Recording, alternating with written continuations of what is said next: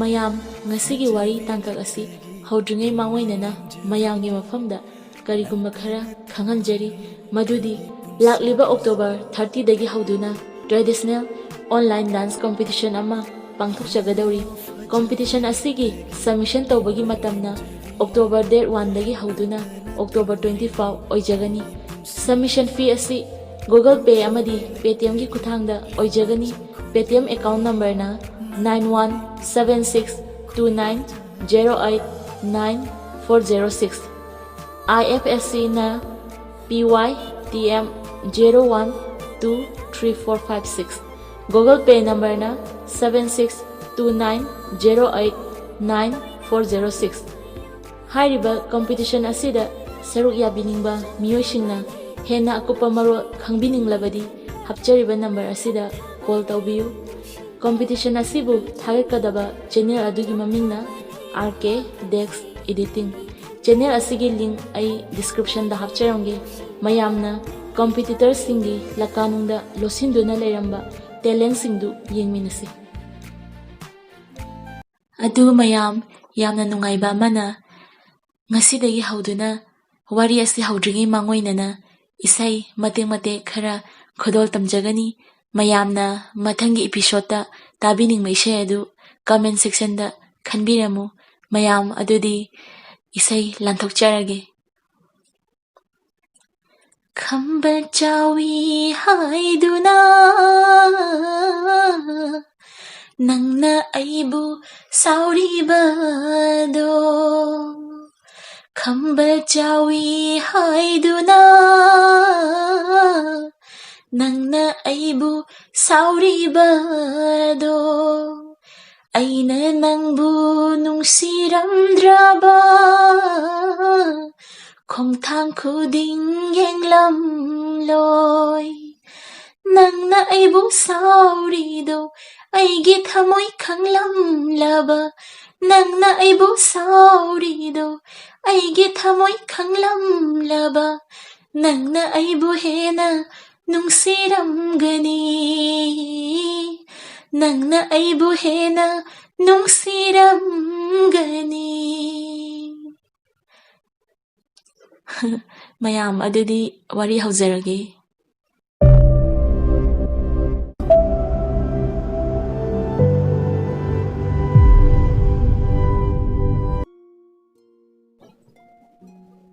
boying tumina lei ngangnariba wadu madi bap tare magi ojana kaigumba khara hairakle haibasi boying khanglami panthoina idomja kaino idomja na haibiridubo kaka sigi maral karino idomja madomjana hai tumilayo nangna oktabli chatlaga ingtapi kaishu khangdabi sarno chatpikro yengjaningdre na sakto panthoi boyingi mamangda ikaibana suloiri madomjagi waisingduna kapsu kappi boying tumina leiba ngamlakraduna boyingna karino idomjana haibiridubo achum arang khangdana mibu adumna tainagadaba nate madomjana hainupa nana kari khange ha boyingna khangbuduna ne haijaribase idomjana mabu nacha popo oiramlabadi asumna tawrangloi aduna oiramgani namita nacha udrido boying sauba henmanduna haidoki boying punsida nupi onsinduna khatnabasi ngasina ahanbani madom chadu panthoina boying da li khanduna panthoida mamitu paina yenglami aduga kariye nangumbanasu haiduna khupakna thage tawbada boying na makutu faduna hairai ngasi faribana khuse amuk hana imangdo hongano karamba mida thangatkadage haibado hana wakhaldo khallo panthoi kaptuna lei boying na ichan kari kapino ha mi ama oiraga aduk thana leigadaba nate mafamse nangi laifam oiramdre lao chasi lao asumna boying na panthoigi makhutu paiduna samduna puthoraklei boying na kakhalo garida panthoi nonthaduna tumina lei thongalomdasu among uyengi ngaihak leiraga panthoi kage tawada boying na mamangda kakhalo asumna sum lakpana ꯑꯅꯤꯗꯨ ꯋꯥ ꯉꯥꯡꯅꯗꯦ, ꯇꯨꯃꯤꯟꯅ ꯂꯩꯅꯩ꯫ ꯄꯥꯟꯊꯣꯏ ꯃꯄꯤꯁꯨ ꯇꯞ ꯇꯞ ꯇꯥꯔꯗꯨꯅ ꯃꯗꯣꯝꯆꯥꯅ ꯉꯥꯡꯈꯤꯕ ꯃꯌꯥꯝꯗꯨ ꯅꯤꯡꯁꯤꯡꯗꯨꯅ ꯀꯞꯂꯝꯃꯤ꯫ ꯇꯁꯦꯡꯅ ꯍꯥꯏꯔꯕꯗ ꯕꯣꯌꯤꯡꯁꯨ ꯅꯨꯄꯤ ꯑꯉꯥꯡ ꯊꯦꯝꯕ ꯍꯩꯇꯦ꯫ ꯑꯁꯨꯝꯅ ꯊꯧꯔꯛꯄꯅ ꯕꯣꯌꯤꯡꯒꯤ ꯃꯌꯨꯝ ꯌꯧꯔꯦ꯫ ꯕꯣꯌꯤꯡꯅ "ꯏꯆꯟ, ꯑꯩꯈꯣꯏ ꯌꯨꯝ ꯌꯧꯔꯦ, ꯇꯥꯕ꯭ꯔꯣ?" ꯃꯁꯥꯗꯨ ꯅꯣꯝꯗꯨꯅ ꯌꯦꯡꯉꯤ, ꯑꯗꯨꯕꯨ ꯈꯨꯝꯂꯛꯇ꯭ꯔꯕꯗꯨꯗ ꯄꯥꯈꯠꯇꯨꯅ ꯕꯣꯌꯤꯡ ꯒꯥꯔꯤꯗꯨ ꯈꯥꯝꯗꯨꯅ ꯑꯃꯨꯛꯀ ꯀꯧꯏ, "ꯏꯆꯟ, ꯇꯥꯕ꯭ꯔꯣ? ꯀꯩꯗꯧꯔꯒꯦ ꯏꯆꯟ? ꯁꯦ, ꯇꯥꯕ꯭ꯔꯣ?" ꯄꯥꯟꯊꯣꯏ ꯍꯟꯗꯛꯁꯨ ꯈꯨꯝꯂꯛꯇꯦ꯫ ꯕꯣꯌꯤꯡ ꯄꯥꯈꯠꯄ ꯍꯦꯟꯃꯟꯗꯨꯅ ꯄꯥꯟꯊꯣꯏꯕꯨ ꯄꯝꯗꯨꯅ ꯄꯨꯁꯤꯜꯂꯛꯏ꯫ ꯃꯦꯝꯃꯅ "ꯑꯆꯧꯕ, ꯀꯩꯗꯧꯔꯒꯦ? ꯀꯅꯥꯅꯣ ꯃꯥꯅ?" ꯕꯣꯌꯤꯡꯅ "ꯀꯣꯟꯅ ꯍꯥꯏꯒꯦ ꯏꯃꯥ, ꯏꯁꯤꯡ ꯈꯔ ꯄꯨꯈꯠꯂꯣ." ꯍꯥꯏꯔꯝꯂꯒ ꯕꯣꯌꯤꯡ ꯃꯥꯒꯤ ꯀꯥꯗ ꯄꯨꯈꯠꯈ꯭ꯔꯦ꯫ ꯃꯦꯝꯃꯅ "ꯀꯩꯅꯣꯅꯦ ꯇꯧꯔꯤꯕ ꯃꯇꯧꯁꯤꯕꯣ?" ꯄꯥꯟꯊꯣꯏ ꯐꯃꯨꯡꯗ ꯍꯤꯞꯄꯜꯂꯦ꯫ ꯃꯦꯝꯃꯅ ꯄꯨꯔꯛꯄ ꯏꯁꯤꯡ ꯑꯗꯨ ꯃꯃꯥꯏꯗ ꯈꯤꯛꯆꯜꯂꯤ꯫ ꯄꯥꯟꯊꯣꯏ ꯃꯃꯤꯠ ꯈꯪꯁꯤꯡ ꯁꯤꯡꯂꯛꯏ꯫ ꯕꯣꯌꯤꯡꯅ "ꯏꯆꯟ, ꯒ꯭ꯌꯥꯟ ꯇꯥꯔꯕꯣ?" ꯃꯦꯝꯃꯅ "ꯏꯕꯦꯝꯃ, ꯒ꯭ꯌꯥꯟ ꯇꯥꯔꯕꯣ? ꯀꯩꯝ ꯇꯧꯗ꯭ꯔꯕꯣ?" ꯄꯥꯟꯊꯣꯏ ꯂꯩꯔꯝꯂꯤꯕ ꯃꯐꯝꯗꯨ ꯎꯕꯗ ꯏꯉꯛ ꯉꯛꯏ꯫ ꯄꯥꯟꯊꯣꯏꯅ "ꯑꯩꯅ ꯂꯩꯔꯤꯁꯤꯕꯨ?" ꯇꯞꯅ ꯁꯣꯜꯂꯤ꯫ ꯃꯦꯝꯃꯅ "ꯏꯕꯦꯝꯃ, ꯑꯩꯈꯣꯏꯗꯅꯦ, ꯑꯩ ꯕꯣꯌꯤꯡꯒꯤ ꯃꯃꯥꯅꯦ, ꯅꯪꯕꯨ ꯈꯔ ꯐꯔꯕꯣ?" ꯄꯥꯟꯊꯣꯏꯅ ꯕꯣꯌꯤꯡ ꯇꯞꯅ ꯍꯧꯒꯠꯇꯨꯅ ꯊꯣꯛꯈ꯭ꯔꯦ꯫ ꯃꯦꯝꯃꯅ "ꯑꯣ, ꯄꯣꯊꯥꯔꯣ ꯄꯣꯊꯥꯔꯣ, ꯃꯃꯥꯁꯨ ꯊꯣꯛꯂꯒꯦꯀꯣ." ꯃꯦꯝꯃꯁꯨ ꯊꯣꯔꯛꯂꯦ꯫ ꯕꯣꯌꯤꯡ ꯀꯣꯛ ꯂꯨꯛꯊꯗꯨꯅ ꯁꯣꯐꯥꯗ ꯐꯝꯂꯝꯃꯤ꯫ ꯃꯦꯝꯃꯅ "ꯏꯃꯥꯒꯤ ꯑꯆꯧꯕ, ꯀꯩꯅꯣ ꯅꯪꯅ ꯇꯧꯔꯤꯁꯤꯕꯣ?" ꯕꯣꯌꯤꯡ ꯁꯣꯔ ꯃꯄꯤ ꯑꯃ ꯍꯣꯟꯗꯣꯛꯏ, ꯑꯗꯨꯒ ꯃꯃꯥꯗ ꯉꯁꯥꯏ ꯊꯣꯛꯈꯤꯕ ꯊꯧꯗꯣꯛꯁꯤꯡꯗꯨ ꯂꯤꯔꯝꯃꯤ꯫ ꯃꯦꯝꯃꯅ "ꯏꯃꯥꯒꯤ ꯏꯕꯨꯡꯉꯣ, ꯑꯩꯅꯗꯤ ꯍꯥꯏꯕꯅꯤꯀꯣ ꯆꯠꯀꯅꯣꯅ, ꯅꯪꯅ ꯑꯥꯔꯠꯅꯤ ꯑꯗꯨꯅꯤ ꯑꯗꯥꯅꯤ ꯍꯥꯏꯗꯨꯅ ꯆꯠꯂꯤ꯫ ꯏꯃꯥꯁꯨ ꯍꯟꯗꯛꯇꯤ ꯃꯪ ꯏꯅꯨꯡ ꯅꯨꯡꯉꯥꯏꯇꯦ ꯍꯥꯏꯗꯨꯗꯤ ꯉꯁꯤꯒꯤ ꯊꯧꯗꯣꯛꯁꯦ ꯊꯣꯛꯅꯕ ꯑꯣꯏꯔꯦꯀꯣ." ꯕꯣꯌꯤꯡꯅ "ꯏꯃꯥ, ꯃꯊꯥꯅ ꯃꯊꯥ ꯁꯥꯕꯅꯦ, ꯑꯃꯨꯛ ꯍꯧꯔꯛꯂꯕꯣ? ꯊꯧꯗꯣꯛ ꯑꯃ ꯊꯣꯛꯇ꯭ꯔꯤꯉꯩ ꯁꯣꯏꯒꯅꯤ ꯍꯥꯏꯅ ꯀꯅꯥꯗꯁꯨ ꯍꯥꯏꯔꯝꯗꯕꯅꯤ." ꯃꯦꯝꯃꯅ "ꯍꯣꯏ ꯍꯣꯏ, ꯐꯔꯦ ꯐꯔꯦ, ꯃꯇꯝ ꯈꯔ ꯂꯩꯖꯔꯁꯅꯨ." ꯕꯣꯌꯤꯡꯅ "ꯃꯇꯝ ꯈꯔꯗ ꯅꯠꯇꯦ, ꯃꯥꯒꯤ ꯃꯌꯨꯝ ꯃꯈꯩ ꯄꯥꯟꯗ꯭ꯔꯤꯐꯥꯎ ꯂꯩꯖꯁꯅꯨ." ꯃꯦꯝꯃꯅ "ꯍꯣꯏꯗ ꯍꯣꯏꯗ, ꯅꯪꯅꯕꯨ ꯌꯥꯔꯗꯤ ꯏꯃꯥꯗꯤ ꯀꯔꯤꯕꯨ ꯍꯥꯏꯔꯨꯅꯤ." ꯅꯨꯃꯤꯠꯁꯨ ꯇꯥꯔꯛꯂꯦ꯫ ꯃꯌꯥꯝ ꯆꯥꯛ ꯏꯁꯤꯡ ꯇꯣꯛꯅꯗꯨꯅ ꯇꯨꯝꯕ ꯆꯪꯅꯈ꯭ꯔꯦ꯫ ꯕꯣꯌꯤꯡꯗꯤ ꯅꯨꯡꯇꯤꯒꯤ ꯌꯨꯇ꯭ꯌꯨꯕ ꯂꯥꯏꯚ ꯊꯥꯔꯝꯃꯤ꯫ ꯂꯥꯏꯚ ꯊꯥꯕ ꯂꯣꯏꯔꯗꯨꯅ ꯆꯪꯂꯛꯄꯗ ꯄꯨꯡ 1 ꯇꯥꯔꯦ꯫ ꯄꯥꯟꯊꯣꯏ ꯇꯨꯝꯂꯝꯃꯤ꯫ ꯕꯣꯌꯤꯡ ꯃꯥꯒꯤ ꯗꯥꯏꯔꯤꯗ ꯀꯩꯀꯩꯅꯣ ꯈꯔ ꯏꯔꯒ ꯃꯥꯒꯤ ꯊꯣꯡꯅꯥꯎ ꯃꯅꯥꯛꯇ ꯊꯥꯔꯤꯕ ꯐꯃꯨꯡ ꯃꯆꯥꯗꯨꯗ ꯇꯨꯝꯈ꯭ꯔꯦ꯫ ꯅꯨꯃꯤꯠꯇꯨ ꯍꯧꯈ꯭ꯔꯦ, ꯅꯣꯡꯉꯥꯜꯂꯦ꯫ ꯕꯣꯌꯤꯡ ꯃꯥꯒꯤ ꯅꯨꯡꯇꯤꯒꯤ ꯆꯠꯄ ꯋꯥꯀꯤꯡ ꯆꯠꯂꯝꯃꯤ꯫ ꯍꯜꯂꯛꯄꯗ ꯙꯨꯛ ꯊꯥꯎꯃꯩ ꯊꯥꯗꯨꯅ ꯁꯨꯃꯥꯡꯊꯦꯂꯣꯡ ꯁꯤꯠ ꯅꯥꯟꯅ ꯂꯩꯔꯝꯃꯤ꯫ ꯕꯣꯌꯤꯡ ꯋꯥꯈꯜꯗ ꯉꯁꯤꯗꯤ ꯑꯩꯈꯣꯏ ꯃꯥꯁꯦ ꯌꯥꯍꯧ ꯉꯜꯂꯤꯗ, ꯑꯉꯥꯡ ꯂꯥꯛꯄꯁꯤꯗ ꯏꯀꯥꯏꯗꯅ ꯇꯧꯔꯤ ꯃꯥꯜꯂꯤ ꯈꯟꯗꯨꯅ ꯏꯃꯨꯡ ꯆꯪꯂꯛꯄꯗ ꯃꯃꯥ ꯏꯕꯦꯝꯃꯗꯨ ꯍꯀꯥꯝ ꯆꯟꯗꯨꯅ ꯊꯣꯔꯛꯏ꯫ ꯕꯣꯌꯤꯡꯅ "ꯏꯃꯥ, ꯀꯩꯅꯣ ꯇꯧꯔꯤꯗꯨꯕꯣ? ꯙꯨꯛ ꯊꯥꯔꯒ ꯑꯃꯨꯛ ꯇꯨꯝꯁꯤꯜꯂꯤꯔꯣ ꯇꯧꯔꯤꯗꯨꯅ?" ꯃꯦꯝꯃꯅ "ꯀꯩꯅꯣ ꯑꯆꯧꯕ, ꯉꯟꯇꯥꯅ ꯉꯥꯎꯔꯕꯣ?" ꯍꯥꯏꯗꯨꯅ ꯁꯨꯔꯖꯗꯦꯕꯕꯨ ꯈꯨꯔꯨꯝꯗꯨꯅ ꯃꯃꯤꯠ ꯄꯥꯡꯊꯣꯔꯛꯄꯗ ꯙꯨꯛ ꯃꯅꯝ ꯅꯨꯡꯁꯤꯅ ꯁꯨꯃꯥꯡꯊꯦꯂꯣꯡ ꯁꯤꯠ ꯅꯥꯟꯅ ꯂꯩꯔꯝꯃꯤ꯫ ꯃꯦꯝꯃꯅ "ꯙꯨꯛꯁꯤꯅ ꯀꯅꯥꯅ ꯊꯥꯔꯤꯕ?" ꯕꯣꯌꯤꯡꯅ "ꯉꯥꯎꯔꯕꯣ? ꯉꯥꯎꯍꯧꯔꯣ ꯉꯥꯎꯍꯧꯔꯣ." ꯕꯣꯌꯤꯡ ꯆꯪꯂꯛꯄꯗ ꯏꯃꯨꯡ ꯃꯅꯨꯡ ꯁꯤꯠ ꯅꯥꯟꯅ ꯂꯩꯔꯝꯕꯗꯨ ꯎꯏ꯫ ꯇꯦꯕꯜꯗ ꯆꯥ ꯒ꯭ꯂꯥꯁ ꯑꯃꯁꯨ ꯂꯩꯔꯝꯃꯤ꯫ ꯄꯥꯟꯊꯣꯏ ꯐꯝꯗꯨꯅ ꯂꯩ꯫ ꯕꯣꯌꯤꯡ ꯇꯨꯃꯤꯟꯅ ꯅꯣꯛꯐꯦꯠ ꯇꯧꯗꯨꯅ ꯊꯣꯔꯛꯂꯦ꯫ ꯕꯣꯌꯤꯡꯅ "ꯀꯩꯅꯣ ꯍꯧꯖꯤꯛꯐꯥꯎ ꯉꯥꯎꯔꯤꯕꯣ? ꯑꯉꯥꯡꯅꯅꯦ, ꯑꯉꯥꯡꯅ. ꯀꯥꯒꯥꯇꯣ ꯄꯨꯡꯑꯣꯟ ꯑꯣꯜꯂꯦ, ꯁꯤꯠ ꯅꯥꯜꯍꯧꯔꯦ." ꯃꯦꯝꯃꯅ "ꯃꯔꯝ ꯌꯥꯝ ꯃꯣꯛꯏꯅꯦ." ꯕꯣꯌꯤꯡꯅ "ꯃꯣꯛꯀꯅꯤ, ꯏꯃꯥꯅꯒ ꯈꯔ ꯇꯜꯂꯦ." ꯍꯥꯏꯔꯝꯂꯒ ꯕꯣꯌꯤꯡ ꯋꯥꯛ ꯑꯥꯎꯠ ꯇꯧꯕ ꯆꯠꯈ꯭ꯔꯦ꯫ ꯃꯦꯝꯃꯅ "ꯑꯩꯕꯨ ꯌꯥꯝ ꯇꯟꯕꯗꯧꯅ." ꯑꯁꯨꯝꯅ ꯅꯨꯃꯤꯠꯇꯨ ꯍꯧꯈ꯭ꯔꯦ꯫ ꯑꯁꯣꯝꯗꯅ ꯀꯣꯔꯧ ꯄꯥꯟꯊꯣꯏꯕꯨ ꯉꯥꯏꯔꯝꯃꯤ꯫ ꯊꯦꯡꯅꯈꯤꯗ꯭ꯔꯦ꯫ ꯀꯣꯔꯧ ꯃꯥꯒꯤ ꯂꯩꯐꯝꯗ ꯂꯥꯛꯂꯝꯃꯤ꯫ ꯀꯣꯔꯧꯅ "ꯏꯗꯣꯝꯆꯥ, ꯏꯗꯣꯝꯆꯥ." ꯃꯗꯣꯝꯆꯥꯅ "ꯀꯅꯥꯅꯣ?" "ꯀꯣꯔꯧ, ꯅꯪ ꯑꯣꯏꯔꯦ, ꯀꯔꯤ ꯊꯕꯛꯀꯤ?" ꯀꯣꯔꯧꯅ "ꯏꯗꯣꯝꯆꯥ, ꯄꯥꯟꯊꯣꯏꯕꯨ." ꯃꯗꯣꯝꯆꯥꯅ "ꯂꯩꯇꯦ ꯂꯩꯇꯦ, ꯆꯠꯈ꯭ꯔꯕꯅꯤ."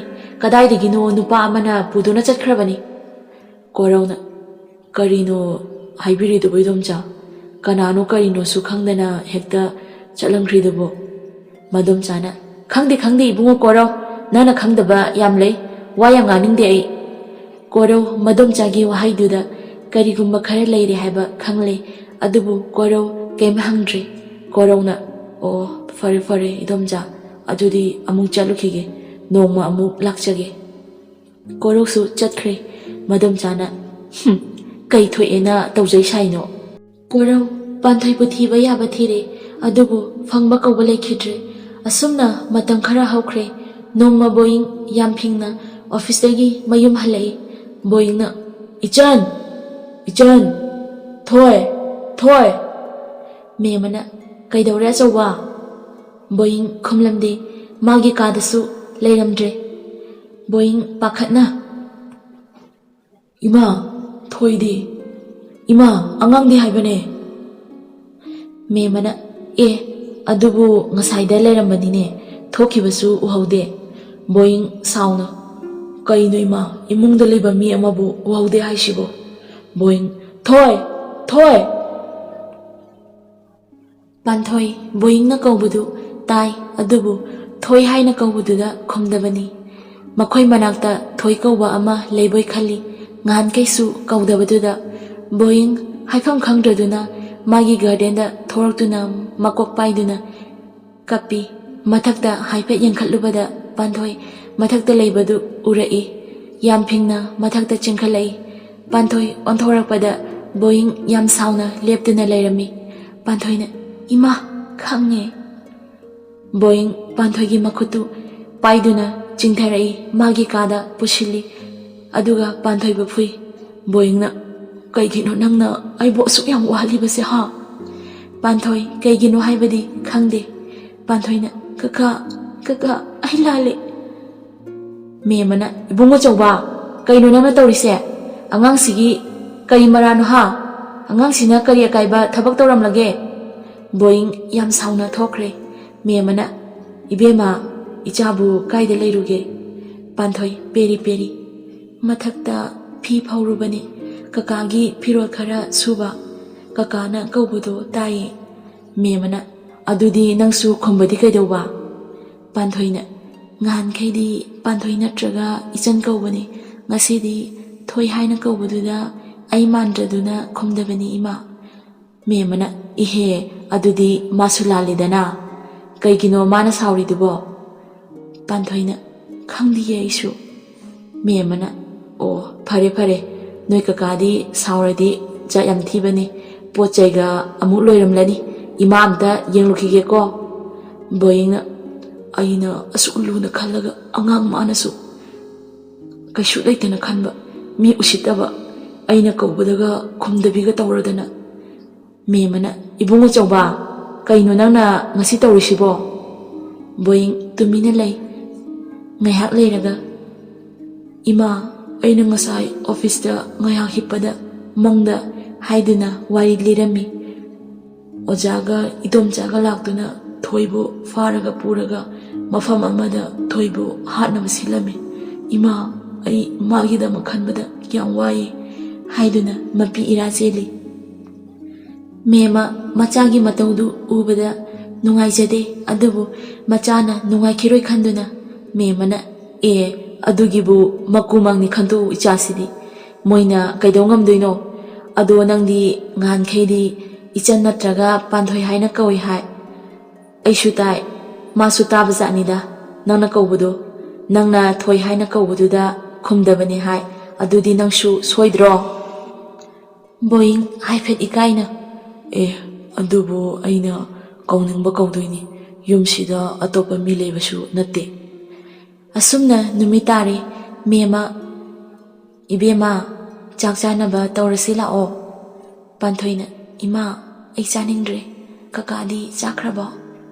ꯃꯦꯃꯅ ꯆꯥꯈ꯭ꯔꯦ ꯆꯥꯈ꯭ꯔꯦ꯫ ꯐꯔꯦ, ꯑꯗꯨꯗꯤ ꯅꯪꯒꯤ ꯁꯤꯗ ꯊꯝꯂꯝꯂꯒꯦꯀꯣ, ꯍꯣꯔꯦꯟ ꯂꯥꯝꯃꯒ ꯆꯥꯔꯣ꯫ ꯄꯥꯟꯊꯣꯏꯅ ꯑꯗꯣ ꯏꯃꯥ꯫ ꯃꯦꯃꯅ ꯍꯥꯏꯌꯨ ꯍꯥꯏꯌꯨ ꯀꯩꯅꯣ? ꯄꯥꯟꯊꯣꯏꯅ ꯀꯀꯥꯅ ꯆꯥ ꯊꯛꯇ꯭ꯔꯤꯁꯦ ꯀꯩꯒꯤꯅꯣ? ꯃꯦꯃꯅ ꯑꯣ ꯑꯗꯨꯒꯤ ꯑꯣꯏꯔꯦ, Madi cha thaktabani. Noi kakadi nungthildana sangom ayuktana lapoi sangom yerum. Leibani loimak. Panthoina oh asumna panthoi leihore ngahak tumlure mikap thorapada boing tumlamde. Panthoi haugatuna haifet chatli boing lab thaduna wari sanarami. Panthoi wakhalda oh magi nupiga wari sanari mane haiduna gari yenglubada pung ama tarami. Panthoi tumina changlakle boing lab thabadu loireduna changlakle. Boing wakhal nungaite haiduna yungang khara suthai cigarette ama thakduna changlai. Boing changlakpada chakuptuna leirami. Boing na thoi tabro. Panthoina kai haige ka. Boing na nang kakabu sauningbro. Panthoina sauningde. Boing na kaigi sauningdriba. Panthoina khangde. Boing panthoigi mamangda phammi. Panthoigi makhutu paiduna hairei. Boing na aina ngasai phubado nabra. Panthoina peri nai. Boing na kaino yenge. Panthoina yarni ka. Boing na kaino yarni de yengese. Panthoi ikaina furit khudangdu chingkhatli. Oi thangba khudangdu khamdeklaga I asiba karami. Boing haifet thengbada. Panthoina ayo. Boing na nabra. Panthoina nai. Boing hidak lauruge leramo. Panthoina yarni ka. Boing sauna kaino yarni da haidubo aina halasu adum yagadro. Hidak laurure. Boing na se nakuto thangalo hidak taibige.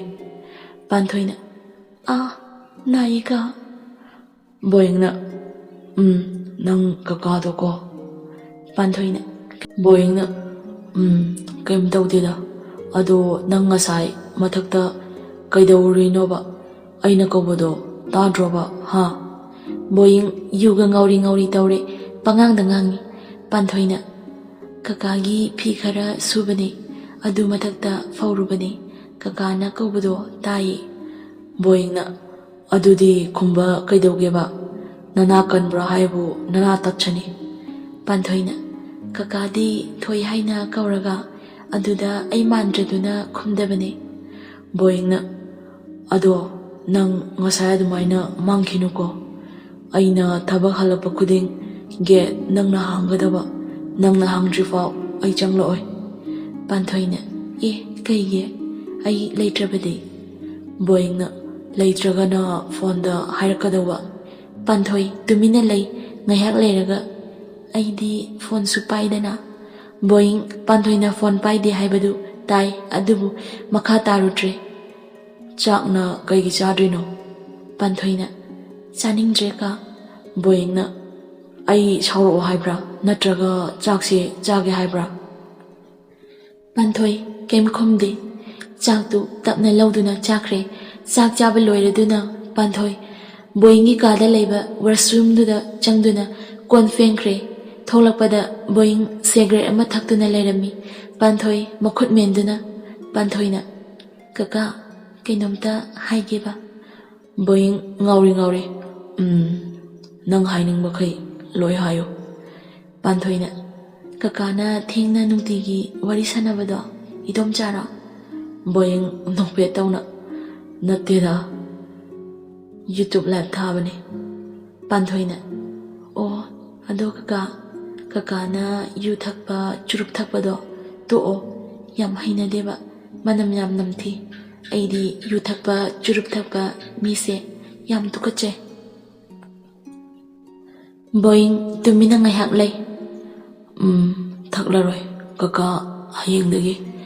Boing asi hairamlaga haugatpada yugi mayaina Panthoida tushalli. Panthoina kaka kaidawrage. Boing khumde. Panthoina boing bu phamungda hipalli. Panthoishu kitang lapthokna mataiwaida hipkre. Ahingdu haukre. Boing mikap thoklaklei.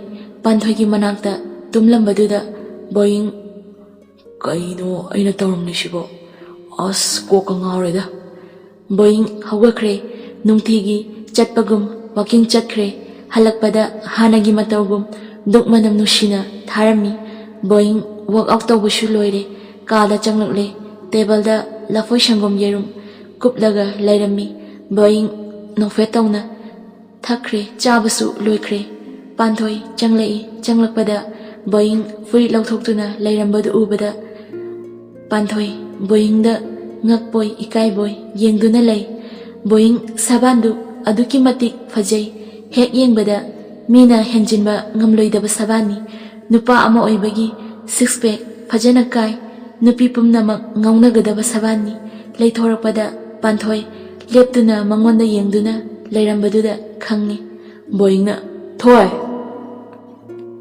panthoi khangpre khangi panthoi ke haige ka panthoi ikaiduna lairik ama thijanei aduga pasinei boingna nangbu lairik tamningbro dress loshin hangi panthoina tumina lay boingna tadro haise panthoina tai tamningi boingna nangbu class kaya yorage panthoina aina kasarda lairingei bobokna 9 phaoba tamhale aduga imphal laklakandana idom chana magi thapakta mating pangu nangbu school tamhangi hai aduga 10 amadi metric fau thaki 11 karakpadani mafam asida laklibase boingna nang kadaida tamlake panthoina pumnama hairi boingna fare adudi boing asi hayamlaga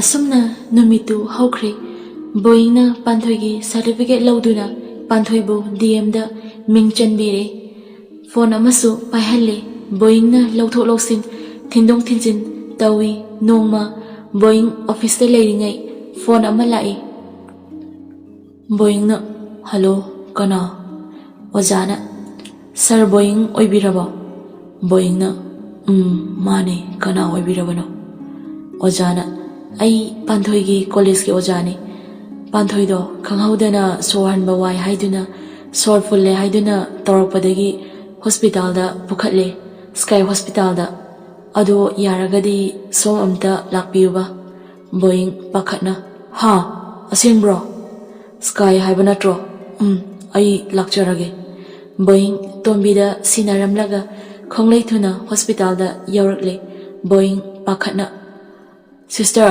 hoji pukhalakiba satri dubu kadomda sister na oh sir emergency da changbiro chumna changbiro sir boing thanks asumna boing panthoigi manakta changlakle doctor singna treatment tawrami ojana sir boing oibirabo boing na mane kana ojana ai panthoigi ojani boing na thagachari sombu doctor nabu kari hairige ojana sigi testing se tawbiyu hai doctor na anabagi misibu boing na sida leire doctor na bye boing na bye sida tabro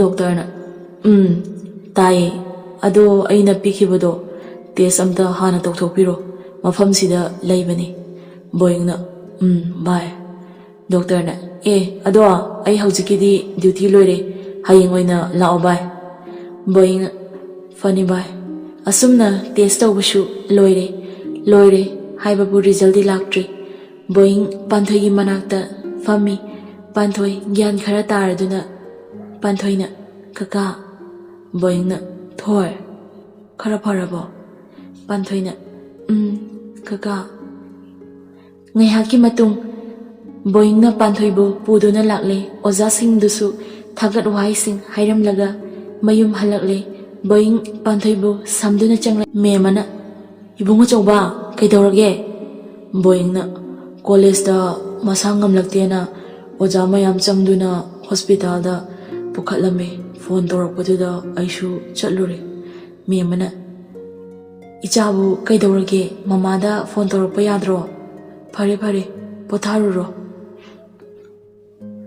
ꯑꯁꯨꯝꯅ ꯄꯥꯟꯊꯣꯏꯕꯨ ꯐꯖꯅ ꯄꯣꯊꯥꯍꯜꯂꯦ ꯅꯨꯃꯤꯠꯇꯨ ꯍꯧꯈ꯭ꯔꯦ ꯕꯣꯌꯤꯡ ꯗꯣꯛꯇꯔꯗꯨꯒꯤ ꯃꯅꯥꯛꯇ ꯂꯥꯛꯂꯦ ꯕꯣꯌꯤꯡꯅ sister ꯉꯔꯥꯡ ꯂꯧꯕ ꯇꯦꯁꯇꯨꯒꯤ ꯔꯤꯖꯜꯇꯨꯕꯨ ꯁꯤꯁꯇꯔꯅ ꯃꯤꯡ ꯑꯝꯇ ꯍꯥꯏꯕꯤꯌꯨꯕ ꯕꯣꯌꯤꯡꯅ ꯄꯥꯟꯊꯣꯏ ꯃꯥꯏꯕꯝ ꯁꯤꯁꯇꯔꯅ ꯁꯥꯔ ꯁꯤꯗ ꯂꯩꯖꯔꯦ ꯕꯣꯌꯤꯡ ꯔꯤꯖꯜꯇꯨꯕꯨ ꯄꯨꯗꯨꯅ ꯗꯣꯛꯇꯔꯗꯨꯒꯤ ꯃꯅꯥꯛꯇ ꯆꯪꯂꯛꯂꯦ ꯕꯣꯌꯤꯡꯅ ꯗꯣꯛꯇꯔ ꯑꯝꯇ ꯆꯪꯖꯔꯛꯀꯦꯕ ꯔꯣꯍꯤꯠꯅ ꯚꯥꯏ ꯆꯪꯂꯛꯑꯣ ꯀꯥꯏꯗꯒꯤ ꯗꯣꯛꯇꯔꯅꯣꯍꯦ ꯅꯪꯁꯨꯕ ꯑꯩꯁꯦ ꯅꯪꯒꯤ ꯍꯥꯟꯅꯒꯤ ꯑꯉꯥꯡ ꯑꯣꯏꯔꯤꯉꯩꯒꯤ ꯃꯔꯨꯞ ꯔꯣꯍꯤꯠꯇꯨꯅꯤ ꯑꯗꯣ ꯖꯣꯟꯒ ꯔꯣꯖꯦꯁꯀꯗꯤ ꯃꯄꯥꯟ ꯂꯝꯗ ꯂꯩꯕ ꯃꯥꯜꯂꯦ ꯂꯥꯏꯐꯀ ꯌꯥꯝ ꯇꯧꯔꯛꯑꯦꯕ ꯕꯣꯌꯤꯡꯅ ꯂꯩꯕꯅꯤ ꯑꯩꯁꯨ ꯑꯃꯨꯛꯃꯨꯛꯇꯤ ꯋꯥꯔꯤ ꯁꯥꯟꯅꯩ ꯄꯥꯛꯅꯗꯤ ꯁꯥꯟꯅꯗꯦ ꯊꯕꯛ ꯃꯌꯥꯝꯁꯤꯗ ꯔꯣꯍꯤꯠꯅ ꯀꯩ ꯇꯥꯟꯅꯁꯦꯕ ꯅꯨꯄꯤ ꯐꯪꯅꯕ ꯍꯥꯠ ꯁꯤꯟꯇꯣꯛꯁꯦ ꯍꯥꯏꯔꯣ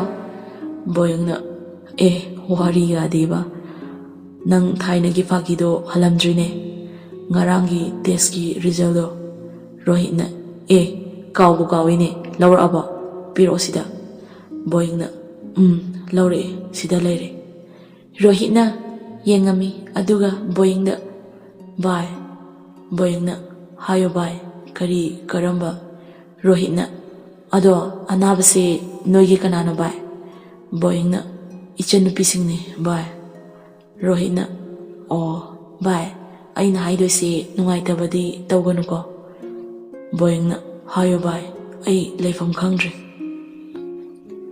ꯔꯣꯍꯤꯠꯅ ꯚꯥꯏ ꯑꯉꯥꯡꯁꯦ ꯍꯥꯔꯠꯀꯤ ꯄ꯭ꯔꯣꯕ꯭ꯂꯦꯝꯅꯤ ꯍꯥꯏꯗꯤ ꯊꯃꯣꯏ ꯂꯩꯅꯥꯅꯤ ꯕꯣꯌꯤꯡꯅ ꯍꯥꯔꯠ ꯍꯥꯏꯕ ꯚꯥꯏ ꯔꯣꯍꯤꯠꯅ ꯃꯈꯣꯏꯁꯤꯗꯤ ꯋꯥꯈꯜ ꯅꯨꯡꯉꯥꯏꯍꯟꯕ ꯃꯊꯧ ꯇꯥꯏ ꯌꯥꯝ ꯅꯨꯡꯉꯥꯏꯍꯟꯕꯁꯨ ꯌꯥꯗꯦ ꯋꯥꯍꯟꯕꯁꯨ ꯌꯥꯗꯦ ꯊꯕꯛ ꯏꯪꯈꯥꯡ ꯀꯥ ꯍꯦꯟꯅ ꯇꯧꯍꯟꯕꯤꯒꯅꯨ ꯍꯥꯏꯗꯤ ꯑꯔꯨꯝꯕ ꯄꯣꯠꯀꯨꯝꯕ ꯊꯥꯡꯕ ꯈꯣꯠꯄ ꯇꯧꯍꯟꯕꯤꯒꯅꯨ ꯐꯤꯡꯒꯠꯍꯟꯕꯁꯨ ꯌꯥꯗꯦ ꯄꯣꯊꯥꯍꯟꯕꯤꯌꯨ ꯃꯇꯣꯝꯇꯁꯨ ꯂꯩꯍꯟꯕꯤꯒꯅꯨ ꯅꯠꯇ꯭ꯔꯕꯗꯤ ꯚꯥꯏ ꯕꯣꯌꯤꯡꯅ ꯚꯥꯏ ꯍꯥꯏꯌꯣ ꯅꯠꯇ꯭ꯔꯕꯗꯤ ꯀꯩꯗꯧꯔꯒꯦ ꯔꯣꯍꯤꯠꯅ ꯅꯠꯇ꯭ꯔꯕꯗꯤ ꯚꯥꯏ ꯑꯁꯣꯏ ꯑꯉꯥꯝ ꯊꯣꯛꯈꯤꯕꯁꯨ ꯌꯥꯏ ꯄꯨꯝꯅꯃꯛ ꯅꯨꯡꯉꯥꯏꯍꯧꯔꯣꯏ ꯚꯥꯏ ꯑꯗꯣ ꯀꯥ ꯍꯦꯟꯅꯗꯤ ꯈꯟꯒꯅꯨ ꯚꯥꯏ ꯑꯣꯏꯕꯒꯤ ꯍꯥꯏꯕꯅꯤꯀꯣ ꯑꯦꯅꯤꯋꯦ ꯑꯗꯨꯕꯨ ꯑꯩꯁꯨ ꯍꯥꯔꯠꯀꯤ ꯃꯔꯝꯗꯗꯤ ꯁ꯭ꯄꯦꯁꯤꯌꯦꯂꯤꯁꯅꯤ ꯀꯩꯁꯨ ꯈꯟꯒꯅꯨꯗ ꯑꯩꯁꯨ ꯑꯉꯝꯕ ꯃꯇꯦꯡ ꯄꯥꯡꯒꯦ ꯚꯥꯏ ꯕꯣꯌꯤꯡ ꯋꯥꯈꯜꯗꯤ ꯅꯨꯡꯉꯥꯏꯇ꯭ꯔꯦ ꯍꯣꯏ